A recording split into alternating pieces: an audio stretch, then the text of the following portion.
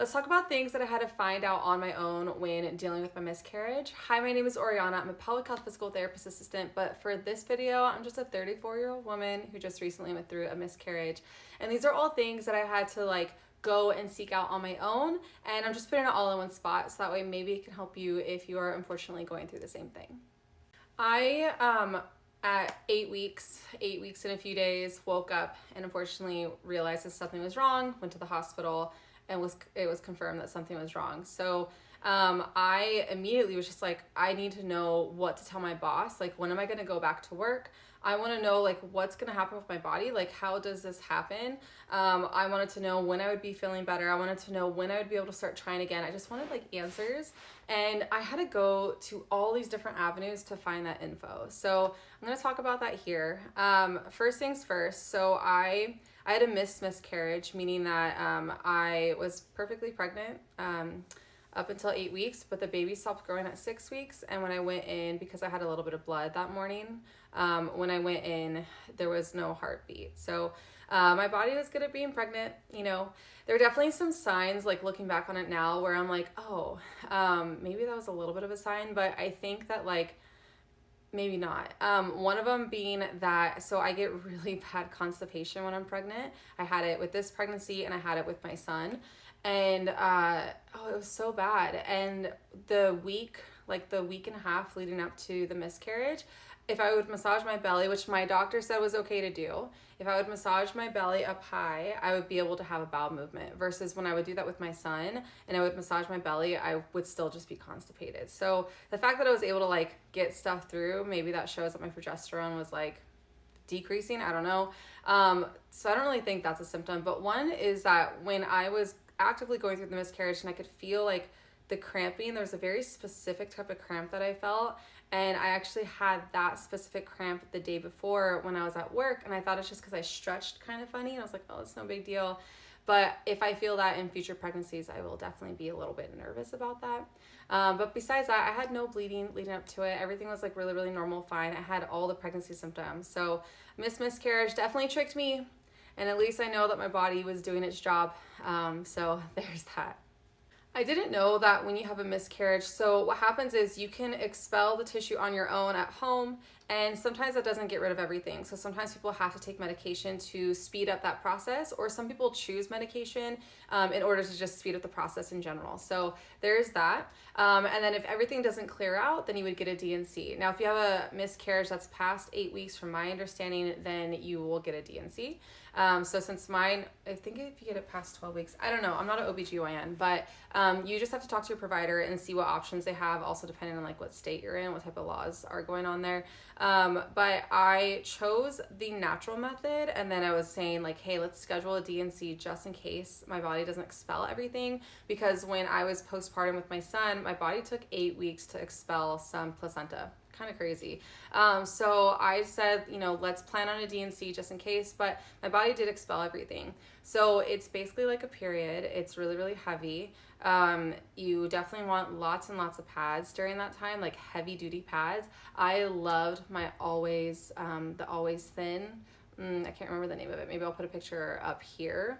I love those pads. They did not leak, not once. And there will be times whenever you're going through the miscarriage where you do bleed a lot.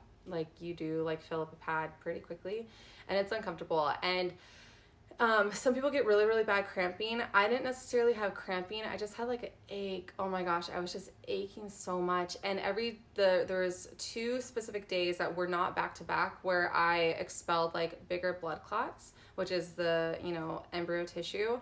When I was about to expel that tissue, I was so fatigued, so tired. I couldn't keep my eyes open. I was exhausted. So hormones are crazy. I'm sure that my hormones were just dropping in that moment to be able to help me expel that tissue out. But definitely you want to just have the opportunity to rest during that time if it's available to you. Definitely not going to work during that time is smart, right? So there's that. You basically bleed a long period, and then it lightens up like a regular period as you continue shedding that uterine lining, and then it stops. And if it doesn't, then you are already in talks with your doctor about what to do next. I didn't realize that when you have a miscarriage, you are supposed to wait until you're done bleeding, and then you have to wait till your next period, and after that period starts, then you can start your next cycle. But they definitely want to make sure that HCG levels are 0. So if you still have HCG levels and a period, then maybe you're supposed to wait. And also your doctor will talk to you about like if there's any molar pregnancies type of concerns, things like that. So I kept taking HCG tests and they were pretty high, and then they finally just recently went all the way down to 0, and then I ended up starting my period like a few days later, which is kind of crazy.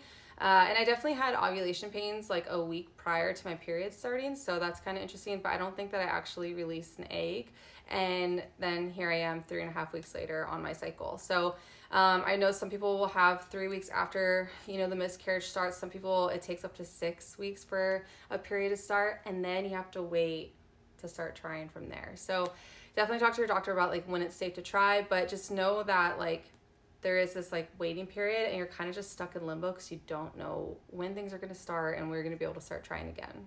I did learn that in the state of California, which is where I am, you get 5 days of leave, not paid, but you do get 5 days of leave to be able to handle your miscarriage, and they don't have to be consecutive. So that was kind of cool to learn that. And it's just like, my job was so understanding, thank goodness. But yeah, you do by law get 5 days. So if anybody gives you a hard time for that, like let them know. You're literally like bleeding and cramping and so fatigued and can't do anything. So you need to take that time off for sure when you start to bleed, or when you're going through the procedures and everything like that.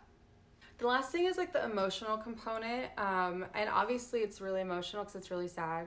I remember my nurse, she was so sweet in the hospital when I went to the ER, and I feel so bad that I wasn't like more like, I didn't go back and forth with her a little bit more than I did, but I just like couldn't stop myself from crying, and I didn't want her to see that. So I was trying to like not look at her.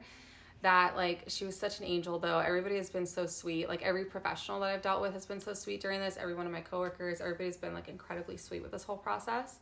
But the emotions, like it's kind of like a mini postpartum, depending on like how far along you were.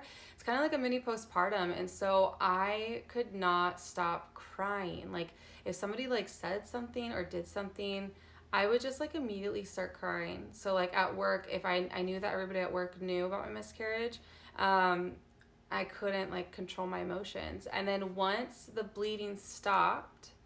my miscarriage bleeding stopped, then I was able to control my emotions a lot better. And then a week later, I had enough energy to do things around the house again. So I definitely think that there's a hormonal component to those miscarriage, basically like a mini postpartum emotions. So just kind of know that that's going on too. And it was really, really tough that on my first day back at work, there were 2 people that we've been treating for a while that announced that they were pregnant. So that was like really, really challenging. And I keep talking about that, but it's just kind of crazy because we don't get that very often. And it's just odd that like literally 2 people that I've known for over a year now both announced that they were pregnant. And they're both about the same amount along as I would have been. So very odd, but very, very emotionally taxing, and it's totally okay not to be able to like handle that. The last few things is that it is normal to have miscarriages. They say 25%. There's like so many statistics everywhere about like how common it is, but it seems it's about like 1 out of every 10 or 2 out of every 10. Some people are saying 1 out of every 4. I don't know, but what I do know is that miscarriage is extremely common, especially as you get older, and I am near that 35-year-old range, so my egg health is definitely like, I need to take care of it, and I'm trying to with sleep, with hormonal regulation, with exercise, but like chill, I'm trying to take care of my stress levels. I started to take CoQ10 because there's good research on that for people doing IVF, which I really enjoyed, so I'm taking that. My husband's not drinking, I'm not drinking. We're just really taking care of ourselves because my husband's 39, and like I said earlier, I'm 34. So we'll see what happens. And maybe I'll be on this road again. They say that that's highly unlikely, but you never know. If you're going through this too, I hope you're taking care of yourself. I hope you have a village around you, and I wish you luck on your fertility journey.